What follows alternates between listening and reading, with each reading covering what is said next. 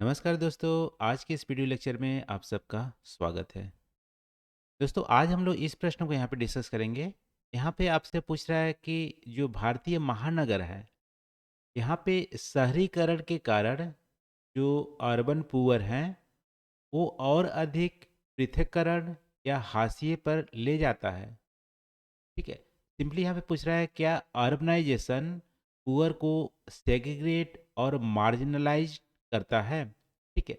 Segregate का मतलब है यहाँ पे कि स्पेशियल सेग्रीगेशन, यानी कि आप जैसे अर्बन में गरीबों का इलाका अलग होगा, स्लम वाला एरिया। ठीक है।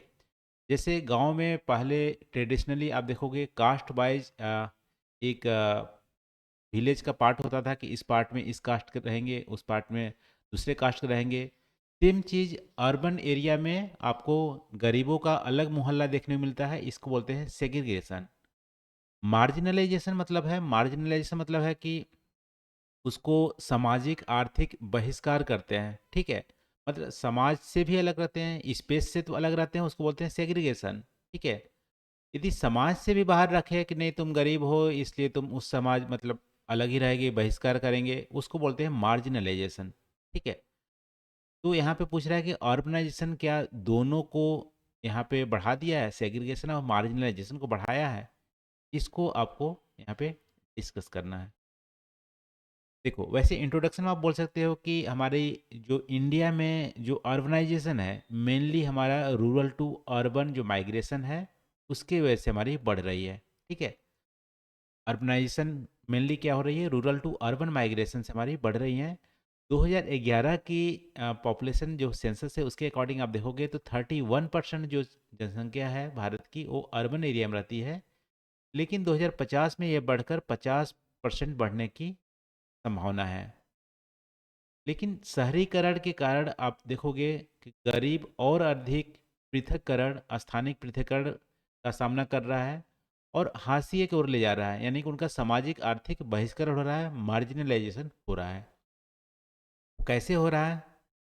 देखो, आप देखोगे किसी भी अर्बन एरिया में तो वहाँ पे एक स्थानिक अलगाव टाइप का देखने को मिल रहा है। कैसे?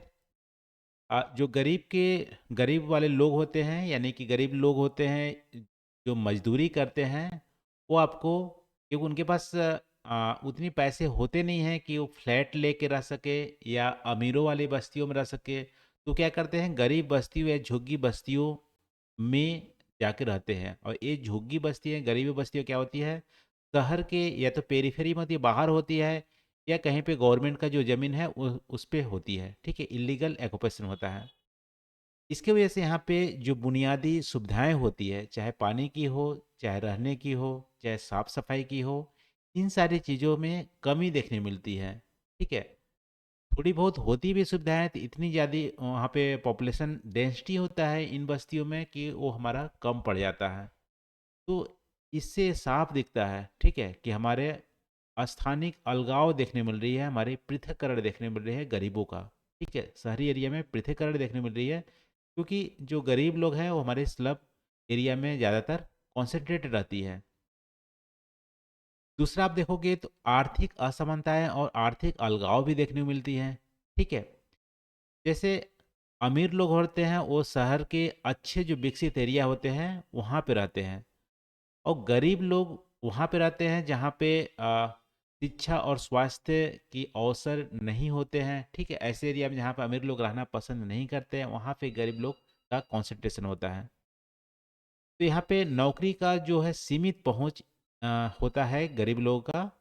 इसकी वजह से आप देख सकते हो यहाँ पे आर्थिक असमानताएं, आर्थिक अलगाव भी देखने को मिलती है हमारी अर्बनाइजेशन के चलते। अब सेवाओं तक भी सीमित पहुँच होती है। ठीक है। शहरी जो लोग होते हैं वो अक्सर आप देखोगे उनकी शिक्षा और स्वास्थ्य पे सीमित पहुंच होती है। इसकी वजह से उनके जो सोशियो इकोनॉमिक डेवलपमेंट है और ज़्यादा पुअर होती है। तो ये हमारा हाशिए को ले जाता है, यानी कि उनका सोशियो इकोनॉमिक डेवलपमेंट पुअर होती है और ज़्यादा सेग्रेगेट होते हैं, उनकी उतनी ज़्यादा डेवलपमेंट होती है, वो घुल मिल नहीं पाते हैं और वो और जो कम्युनिटी थी है उसकी।